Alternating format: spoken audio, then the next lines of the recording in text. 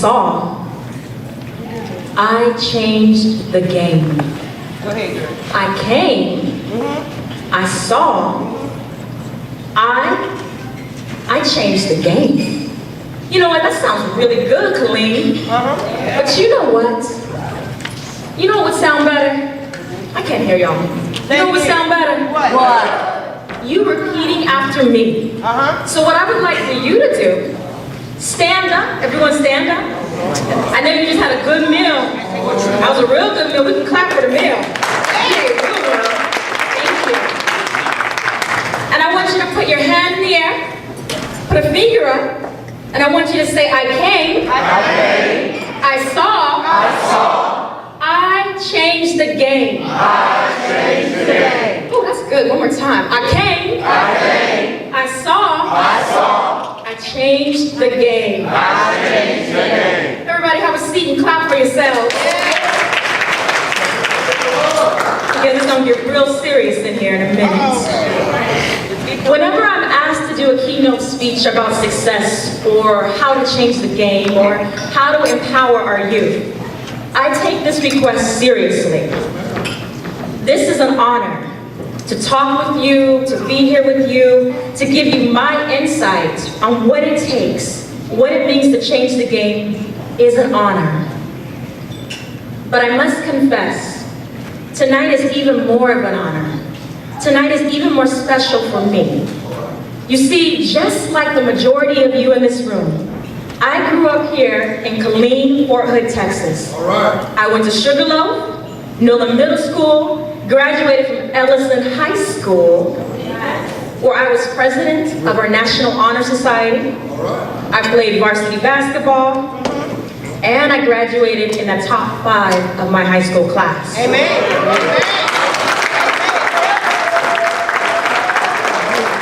Not 5%, y'all, but top 5. Which means that if I had graduated number 4, I would have told y'all I graduated in the top 4, right? Miss Gideon, tell them. Number 5. So I say all of that to say that I then went on to Texas A&M University in College Station, and now I'm studying in the School of Journalism and I'm working on my PhD. And I also run and work as the Assistant Director of the W.E.B. Du Bois Honors Program at Houston-Tillotson. For those of you who may not know, Houston-Tillotson is the oldest institution of higher education and learning in Austin, Texas. It's an HBCU, which is a historical black college university. Right. And I say all of that to say this.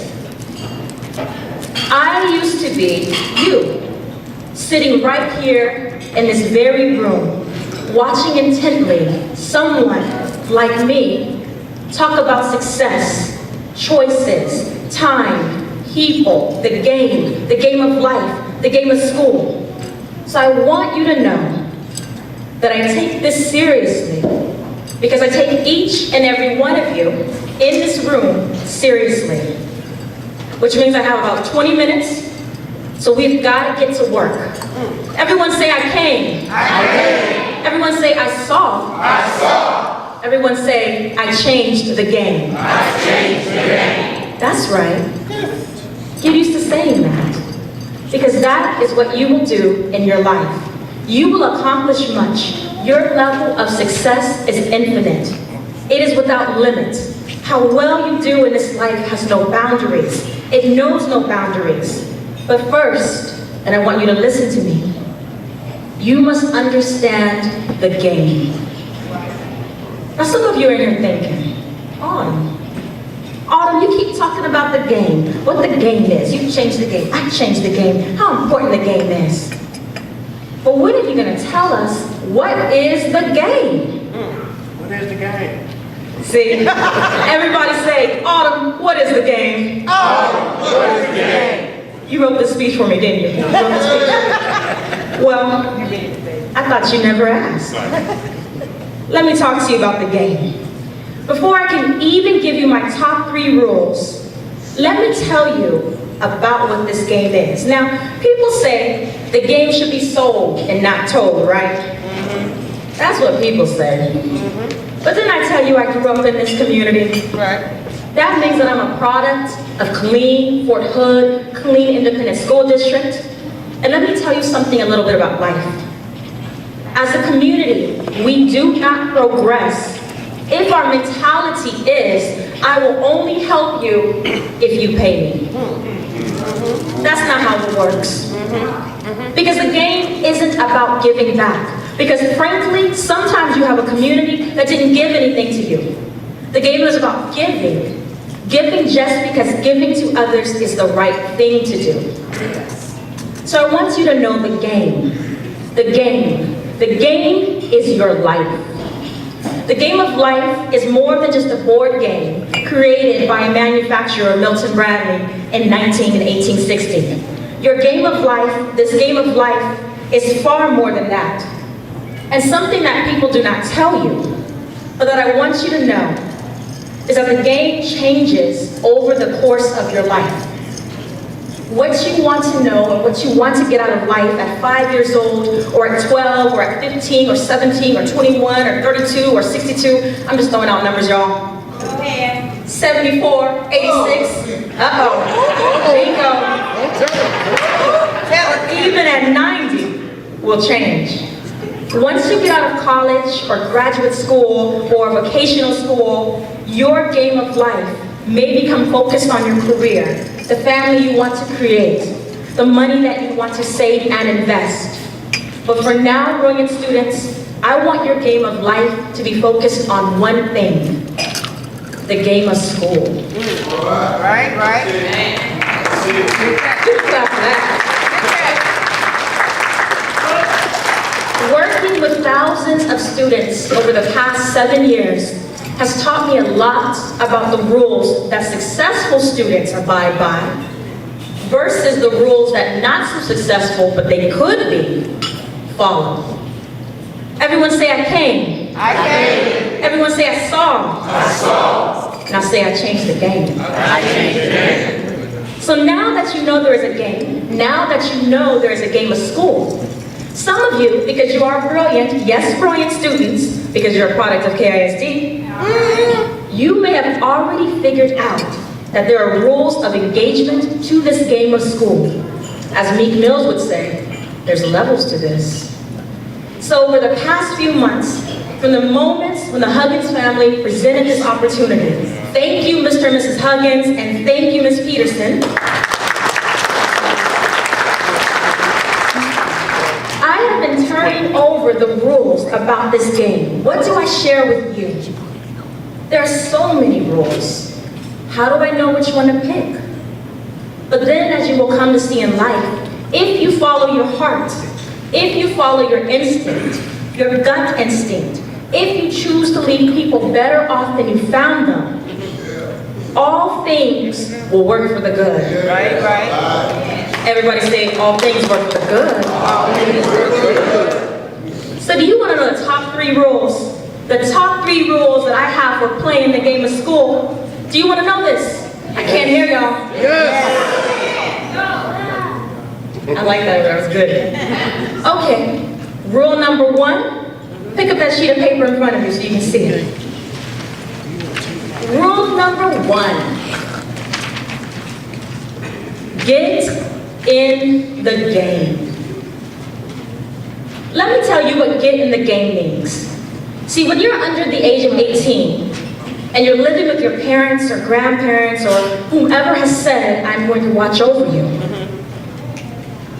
you think you have no choice, but you do. You do. I can tell you, this is a personal story, I'm going to share this with you because y'all are here in Killeen right now.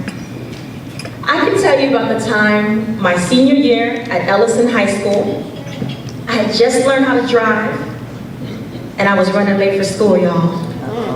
And my dad, when I was learning how to drive, my daddy would always say, Autumn, you can only go this way to school.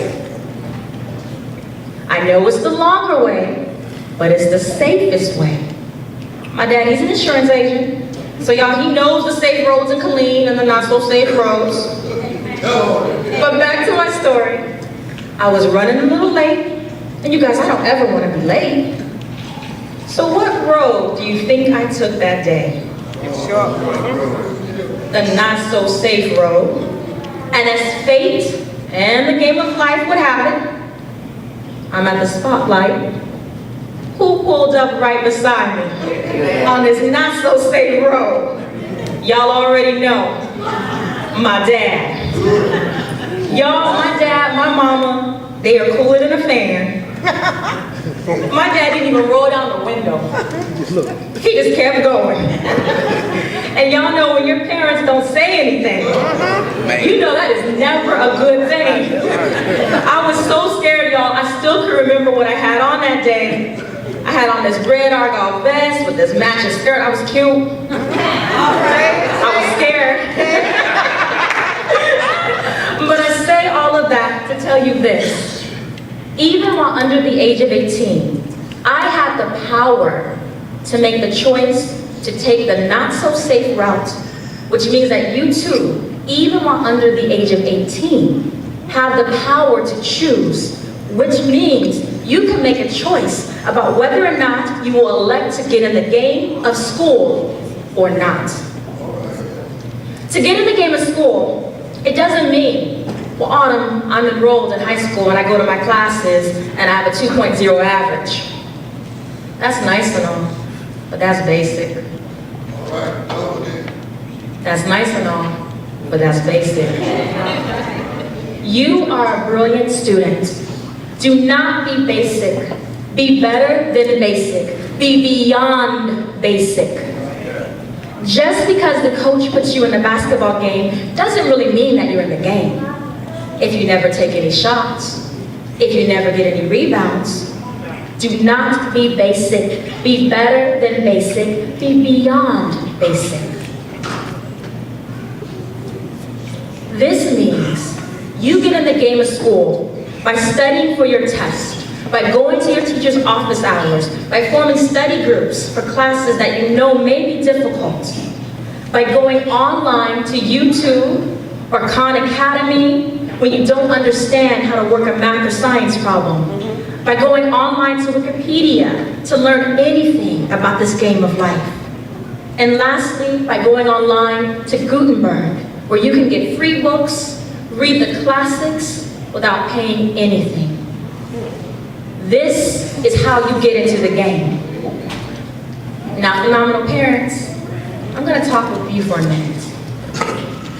Phenomenal parents of these brilliant students, you get in the game of school by asking teachers to test your child for talented and gifted classes. And when a teacher says, I don't think your child is quite ready for our talented and gifted program, or our AP or our IB classes, you say, as the guardian of your child's future game of life, you smile, and you say, why, that's rather thoughtful of you. But test my child for talented and gifted, and put my child in AP classes, not just pre-AP classes, but AP classes. See, let me share with you something that I've learned the more and more involved I become with higher learning. In higher learning, we talk about STEM technologies. STEM technologies, or STEM fields, that stands for, STEM is an acronym, for science, technology, engineering, and mathematics. But truth be told, if your child does not take the right science or math classes in high school, they won't have what they need to be prepared for college. And you don't want that call, let's be honest, that text message saying, Mama, I want to aim high for a career in a science, technology, engineering, or mathematics field, and you're going to have to text back. Well, you're going to have to work even harder because now you're 2 steps behind in the game of school. So I strongly advocate, look for those AP classes, look for those IB classes, ask for your child to be tested for talented and gifted coursework. I strongly advocate that. Brilliant students, phenomenal parents, be beyond basic, get in the game. Everyone say rule number 2. Rule number 2. Number 2. Rule number 2. All right, rule number 2 is rather simple. Look down on that paper, and you see it reads, practice the game of school 24/7. Practice the game of 24/7. When we say 24/7, what we really mean is that there are 24 hours in a day and 7 days a week, which means that in the game of school, you must practice this game 24/7. Now some of you are thinking, what does that mean, Autumn? Let me tell you. When people want to become photographers, what do they do? When people become photographers, what do? Take pictures, right? They take pictures. They take their camera with them everywhere they go, every single day, 24/7, snap, snap, snap, snap. They take pictures. When people want to become ball players, be it tennis, be it basketball, be it soccer, be it football, what do? They practice. 24/7, they have that ball with them, they take it everywhere they go. So what does that mean? That means that in the game of school, you are constantly thinking 24/7 about how to succeed, how to get what needs to be done. You are never without homework. Everyone say, I am never without homework. You guys say it like that, like, I am never without homework. All right? Meaning that if you are in elementary school, you be preparing for that final exam so that you can go on to middle school. If you're in middle school, and I'm going to go ahead and give you a little inside game here. If you're in middle school, what you need to be doing is you need to be preparing for your PSAT. Your PSAT stands for your Preliminary Scholastic Assessment Test. This exam will test your critical reading skills, your math problem-solving skills, and your writing skills. You will take this test either as a high school sophomore or a high school junior. The PSAT, what it does is it gives you a gauge of how well you would do on the real thing, the real SAT, or perhaps the ACT. But I'm gonna tell you something really interesting about this test. A lot of high school sophomores and juniors who take the test kind of blow it off. They're like, who cares? It's just a PSAT. I'll study for the real SAT. They say this because they don't know the game. They don't know that the PSAT is really the abbreviated word for PSAT/NMSQT, which as a sophomore, as a junior, if you do well on this, because that NMSQT stands for National Merit Scholarship Qualifying Test, if you do well on this, colleges will come to you, look for you, give money to you. That's it. They don't take the PSAT seriously because they don't know the game of school. Phenomenal parents, from now on, if your brilliant students tell you they have no homework, ask them, have you applied to college or graduate or vocational school yet? And when they say yes, because there are a lot of brilliant minds in this room, I then want you to ask, well, did you apply for scholarships? And because there are a lot of brilliant minds in this room, they will say yes. And when they say yes, I want you to look them square in their eyes, put out your hand, and say, show me the money. You always have homework. Everybody say, I came. I came. Everybody say, I saw. I saw. Everybody say, I changed the game. I changed the game. Rule number 3, listen to this right here. You cannot play checkers on a chessboard. Look out now. Let me repeat rule number 3. It's kind of heavy right now. You cannot play checkers on a chessboard. Now some of y'all looking at me like, Autumn, number 1, I got you, I understood. Number 2, okay, I'm following. But number 3, what do you mean I can't play checkers on a chessboard? And what does that have to do with school and the game of life? Well, by now, you know I'm already going to tell you. Benjamin Franklin says that life is a kind of chess with strife, competition, good, and ill events. Ill means not so good, bad. And while the game of checkers may require you to think logically 1 or 2 moves ahead, the game of chess requires you to think logically 4, 5, or even 6 moves ahead. I've already shared with you that right now, as you listen to this speech, there are 6th graders, 7th graders, 8th graders, 9th graders, 10th graders who are studying for their PSAT/NMSQT right now. Why are they doing this? Because they are thinking 4 steps, 5 steps, 6 steps ahead. They know if they do well on this test, follow my logic, if they do well on this test can help them earn money to go to the school of their dreams, which can lower the cost and any tuition fees or any loans that they might incur at the school of their dreams, which means that they have less stress while attending the school of their dreams, which means that they're able to obtain their degree at a faster pace while being at the school of their dreams, which gets them on a career path after they earn their degree at the school of their dreams. They are thinking 4, 5, 6 steps ahead. Because you simply cannot play checkers on a chessboard.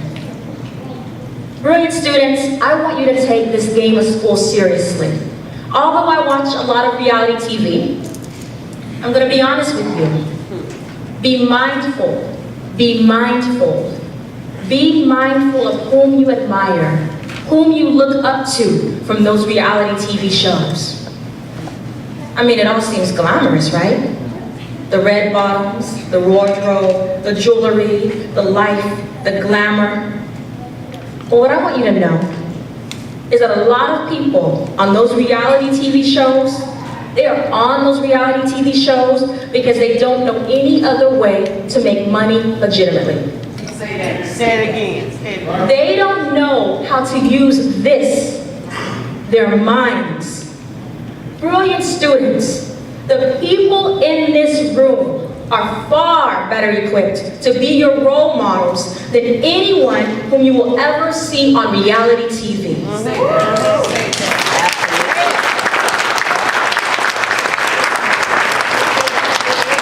That's the real way to say it again. Brilliant students, the people in this room are far, far more equipped to be your role models than anyone whom you will ever, trust me, ever see on reality TV.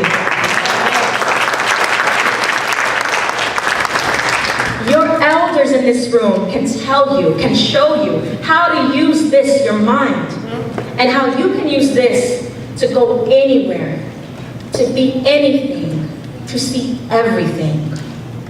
You can use this mind to master the game of school, to succeed in this game of life. You can use this, your mind, to change the game. You now know 3 of the most important rules in the game of school. Number 1, everybody say, get in the game. Get in the game. Number 2, everybody say, practice the game of school 24/7. Practice the game of school 24/7. 24/7. And number 3, everybody say, you can't play checkers on a chessboard. You can't play checkers on a chessboard. Brilliant students, phenomenal parents, play this game of school, this game of life hard, because you came, you saw, and you changed the game. Thank you.